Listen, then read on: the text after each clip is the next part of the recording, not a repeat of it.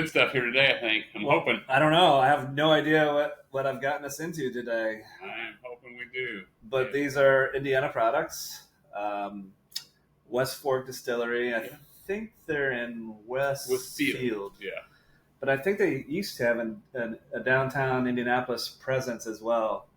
And didn't you share with me once your buddy Cody Eichert is Cody spokesperson or something? Yeah, for I think he's sponsored by him now. Yeah. And so Cody and his dad Steve, we're coming for you. And so we'd love to get you on the show, and Absolutely. we'd like to kind of do a tour of West Fork with you guys. And so, and maybe we can get Cody. One of his songs is like absolutely the Mojo Whiskey Bar. Maybe he can write a Mojo Whiskey Bar theme song awesome. or something. Yeah. So, and if you haven't seen Cody Eichert in concert, you're missing it. I mean, I haven't seen him in concert, but you can find his music everywhere you listen to He music. puts on a heck of a honky-tonk driven concert. Yeah. I mean, it's really good. Yeah, I'd like to see him sometime. So next time he's around, let me know. Will do. I think if you're a bourbon fan, or a whiskey fan in general, you start to figure out a couple like honey hole spots that you like, right? Yeah. For me, the Paragon Liquor Store is one of those places.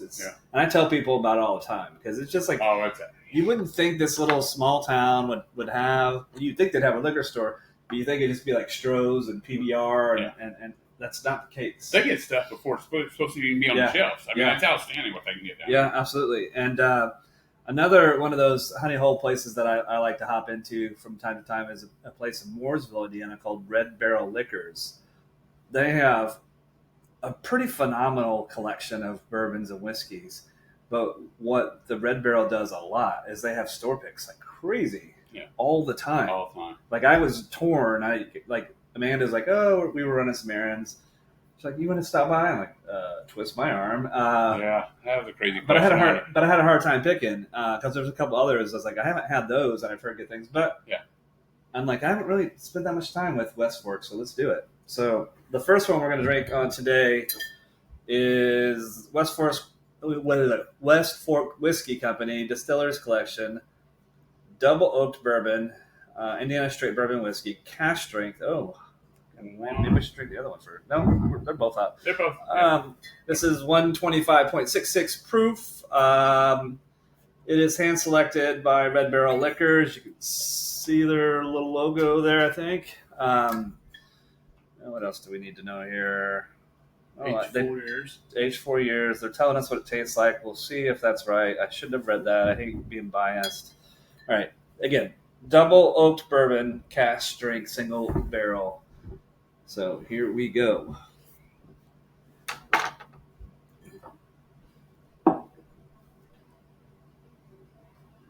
I mean, I read the label, and I wasn't going to be biased by it, but the label's pretty accurate. Buttered waffle. I was going to say, I was trying to... It's like a pancake, waffle. It's like a pancake. Maybe some some syrup on it? A little bit of syrup, maybe some pecans or something on it. It is a fun nose. Man, a lie. They weren't lying on that. No, they weren't. All right, I'm doing it.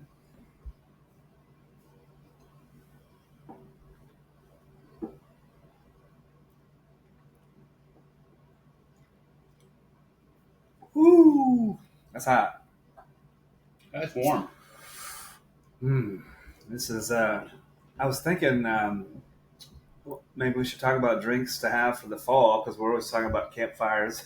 You should have this on the Antarctica. I think we found one here. This is hot. It travels. I love if you like a warm, I'm being generous with warm drink that travels, this is it. I mean, I think it has a great nose. I think it has a great palate. Yeah, I think a lot of that buttery, pancakey, waffly, syrupy comes through. Yeah. I mean, it's not like we had one a long time ago. I think it was from Bear Wallow, the maple barrel finish or whatever. Yeah. I mean, it's got hints of that, but that maple barrel from Bear Wallow was like it's like I was drinking syrup. Absolutely. And this one, yes, it's higher proof. So it is going to be hot, but it leaves you wanting more. I mean, that first drink is going to lead to that second one. And so it's for a high proof, it's very drinkable. To me, it's smooth. Yes, the heat does travel some, but it's a good. I mean, it's nothing that I'm like, oh my god, I'm gonna die. So this is outstanding what they've done with this for a double oak at this higher proof. It's 2 comments. First comment: the first sip almost took my breath away. Mm-hmm. Second sip, much easier, I guess. Oh yeah, a little bit. You can still tell it's proofy. Second comment: double oaked. I'm not getting a lot of that, and I'm not mad about it. No, I'm not. But I'm not getting a lot of that. Yeah. It's interesting on double oak products. I think everybody says, the Wolfer double oak is probably the benchmark. Yeah. And some people hit home runs due to double oak. Sometimes the double oak is just too oaky. This one didn't come through as what I would consider the Char 3.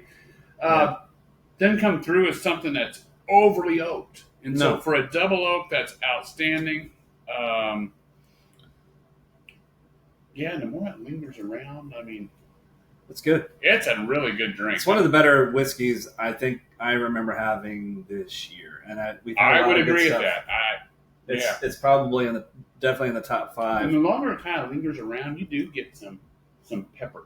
Well, it does say tasting notes: buttered waffle, peppercorn, dark cherry, oak. Yeah, that's pretty accurate. It's pretty accurate, and the more it lingers, the more the notes kind of change a little bit for you. So and it says it's a proprietary blend. It says total production 2 barrels. So this is like small batch. That's and it's really Char 3 American oak, mash type hybrid, whatever that means. Aged 4 years, filtration unfiltered. So pretty good drink. That's pretty really good drink.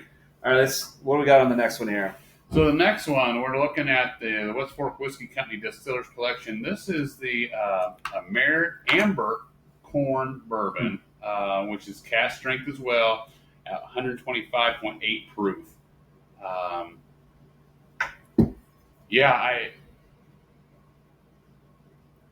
Now the mash bill, which is interesting to me, is 100% Bloody Butcher corn. Huh. We've had some fun with that from time to time. Yes, 100%.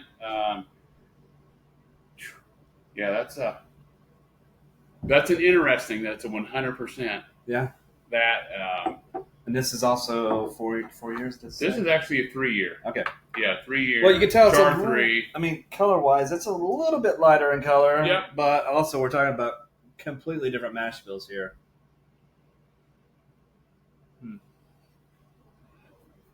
I guess some caramel. Like a caramel corn. Yeah. I mean, you get a caramel corn, the sweetness of a caramel corn. My wife makes really good caramel corn, and popcorn's not my friend as I get older. See, that's how I will eat the caramel corn that she makes and take the risk. Yeah, because it's like that hot caramel corn that's being just produced. Yeah. That's what you get out of this. Burnt sugars, you get some of that. Yeah.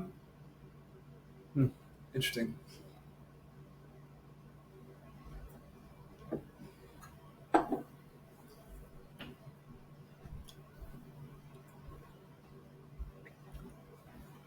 It's a late burn. Yeah, it is. It's delayed. Now, what I will say is I don't feel it travel as much. It travels a little, but I get to about right here. Yeah, that's right, and it kind of tampers down a little bit. It's hot on the front end. It kind of cools down a little bit time it gets past your throat. But I do get that sweetness of caramel corn in there. But it's a lot. Well, I was to say it's a lot sweeter than caramel corn, but that's probably not true. I don't know. That was interesting to me. I'm gonna steal the bottle. See what we're supposed to get here. What are we supposed to get? Taffy, vanilla, caramel, and pepper. Maybe. Again, and I could pull out a like a soft caramel chew. Yeah. Out of that. Yeah. But I think that's another great product that they put out. Again, it's a 1-barrel batch, so these are It's a 1-barrel batch. the definition of small batch. I mean, I know small batch is kind of a generic term that doesn't have any official or agreed upon definition or meaning. It's kind of more of a marketing term. Yeah. But I think when you're talking about 2 barrels and 1 barrel, that's small batch. Absolutely. Yeah. No, I think they've done an outstanding job here. And I see their products every so often, and I honestly don't think a lot about it, and I don't know why. Because I'll take a gamble, I'll take a flyer, and the experience that we've just had with each of these bottles, I'm going to think more. I probably will think, next time I see something that they have out there, I'm going to grab one. Absolutely. Because, I mean, price point, I think. And I don't remember. One was like $49, the other was like $53. So they're both in that $50-ish price point for these. And these are, and see, I would have actually guessed them be higher because of how low the run is. And so for those prices, they're both outstanding. And I don't remember across the board, but if memory serves, I think most things that I've seen from West Fork on the shelf, they're very, I don't say they're budget friendly, but they're approachable as far as price points. I think most of them are probably in the $40 to $50-ish dollar price point. Yeah. So I don't know. It's a good. We should spend more time with this distillery. We should. And Cody, Steven, buddy, we're coming. All right. Anything else you want to say about these two? It's kind of we've had the Old Hammer and that type of stuff, but we haven't had this. We haven't dove into and Old Hammer is also one of their brands. Right? Yeah. But I really like these. Yeah, these are good. I think they've done a really good job, and I know this is only a 3-year, but it's an outstanding 3-year. I mean, they've hit it. I don't think age is as important as long as what you put in that bottle tastes good. Yeah. And this one was special. And this is the one. Yeah. To be 100% Bloody Butcher corn. I mean, I've experimented enough with distilling. Yeah. I mean, they're pulling some tricks off to pull that off. Yes. Okay. That's a great point. I don't know what they are, and they're probably not going to tell us. But generally, there's tricks. Let me just say, I've done enough research on distilling to know that just having especially like an heirloom grain, like a Bloody Butcher corn, is going to be a little bit harder to pull off. Yeah, and not everybody. You'll see a lot of. I say a lot. You'll see people put out Jimmy Red corn. Yeah. Bottles, but not too many do the Bloody Butcher. No, I can think of a couple, but they're harder to find. They're harder to find, and I like the different. I'll call them heirloom grains that people are using, and you're only going to find this with craft. Correct. That's it. I don't think you're going to see the this. Big guys aren't going to mess with it. I mean, they're more or less. I don't know if they're using seed corn, but it's probably something like that. Something that you can grow quick and cheap and inexpensively, and all those sorts of things, but.